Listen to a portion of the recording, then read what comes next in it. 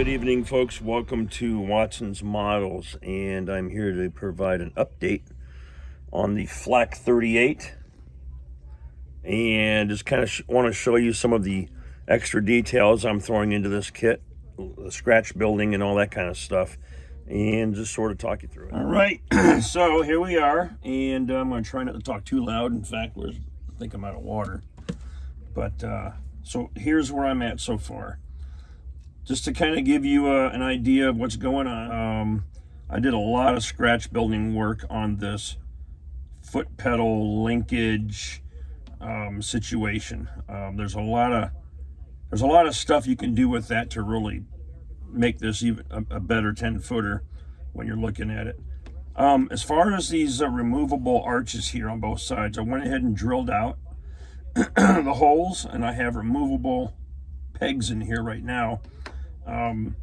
And that's just temporary until I come up with a way to create a loop, cut this off close, and then we'll create like a pole loop, and then we'll have a chain that comes off of there, and the chain will go up to another pin.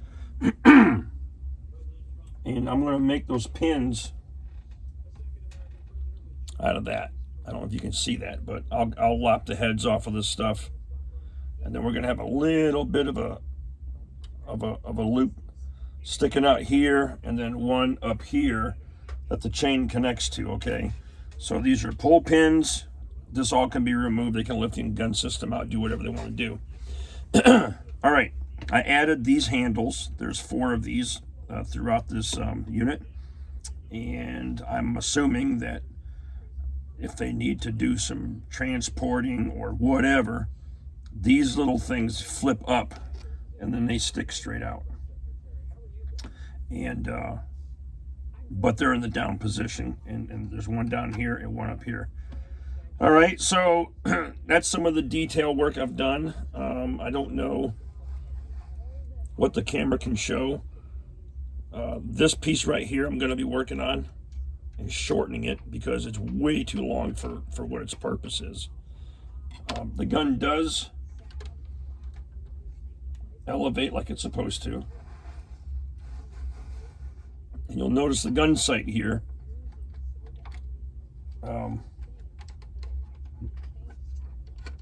moves along with it. Okay.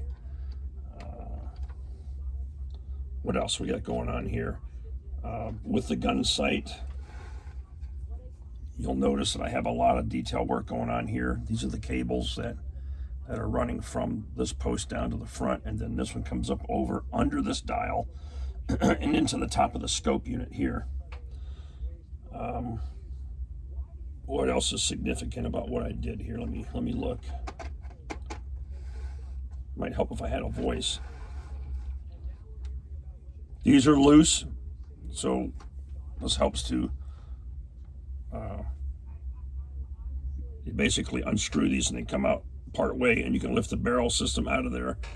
The seat in theory rotates upward, but I glued the seat to the peg, and so I don't have much flexibility to get this into a stowed position. I'm not worried about it. I'm not going to display it that way. Let me pull the camera down, because I also did some work on this crank handle right here. I want to show you the difference between what the model comes with and how I made that different.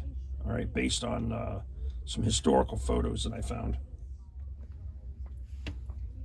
Now you notice on the original handle, the crank is molded into the disc.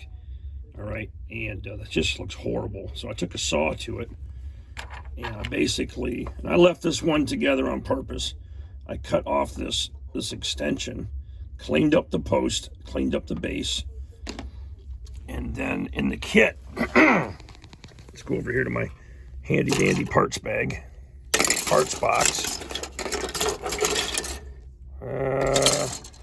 This is the sprue that you get 4 of, sprue G, and this has an older style crank handle, which is not going to be used on this model.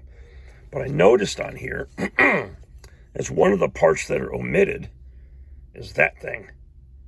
And I'm like, what the hell is that for? So as I was looking at the the museum pieces and up close pictures of the handles, I was like, whoa, wait a minute, that's part of the crank handle. So I went ahead and cut that triangular piece off. I drilled out the center hole, installed this piece right here, and then I took an X-Acto knife, and you can see where I cut the groove on either side of that. And I still have a little bit of work to do there, but I want to indicate that that's a movable unit.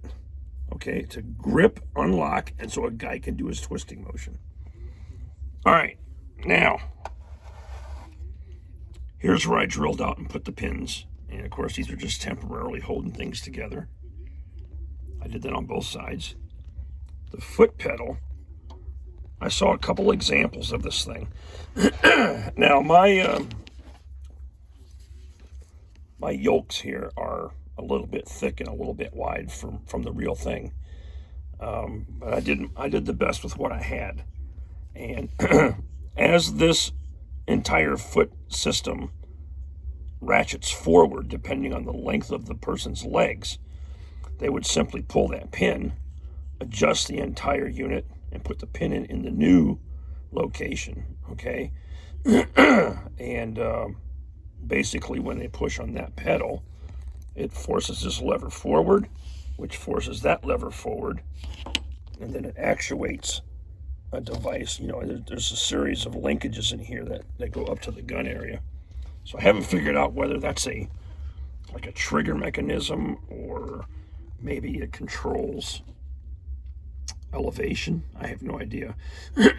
Also, this grab handle. Some of the references I saw didn't have it, and some of them did. So I had this as a spare part from one of my 16th scale tanks, and I just sort of reshaped the end of it and glued it onto with super glue. So, you know, from here, there's lots of extra details that from a distance, it just shows you there's a lot going on, okay? It's a little bit busy, and that's good. That's what you want. But I'm really happy with how that handle turned out right there. Okay, and let's see here. I'm not sure there's anything on this side that is significant other than I'll be building a post that comes out of here on both sides, which kind of looks like a foot peg or something. That's missing from the kit as well. All right, let's look at the gun sight. When you work on the sight system, you can see it's pretty basic, right? And of course, they got wrong part numbers on here again.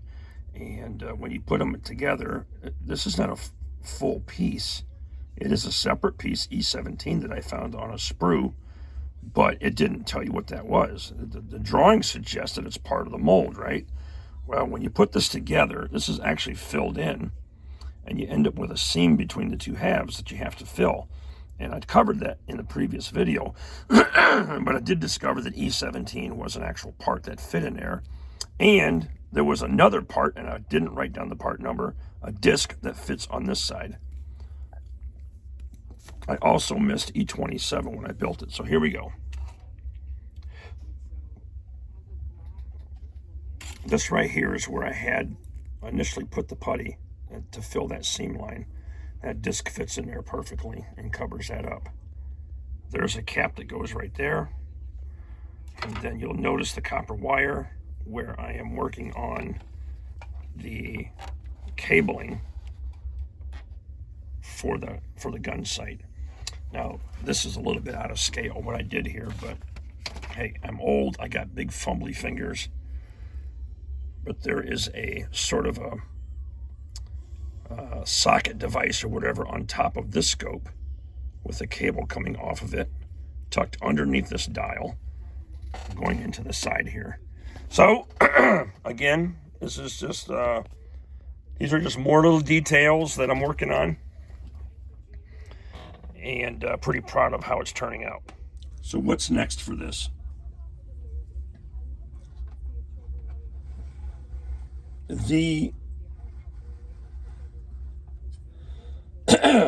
Because I had to use this transmission in order to get this shield to fit properly.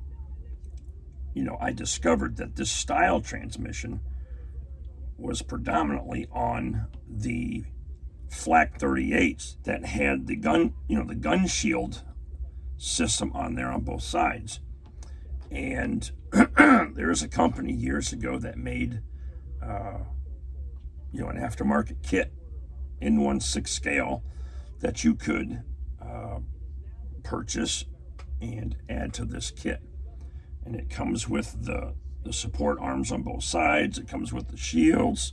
It comes with there's a triangular shaped piece that mounts here and goes down with holes for a rod that the shields would mount to. So there's a series of parts there that are going to be helpful. Hard to find, period. You can't find them. So I put an APB out there. Man, my throat is shot. I'm sorry, folks, for my voice, but it is what it is. And no, I don't smoke. I'm not a smoker. It's just really dry around here. So I put a thing out there on Facebook, one of the 1/6 scale sites on Facebook, and said, hey, anybody see this kit? Is there anyone who has it? Anybody got spare parts? There's a gentleman in England that does. So he used the kit to make some resin parts, some better detailed resin parts to go into the shield system, but agreed to sell me the original accessory kit. It's kind of busted up. It needs to be fixed, but I have it on the way, and it's coming from England. So what's going on with this kit right now? Nothing. We're going to set this aside until I get the shield system.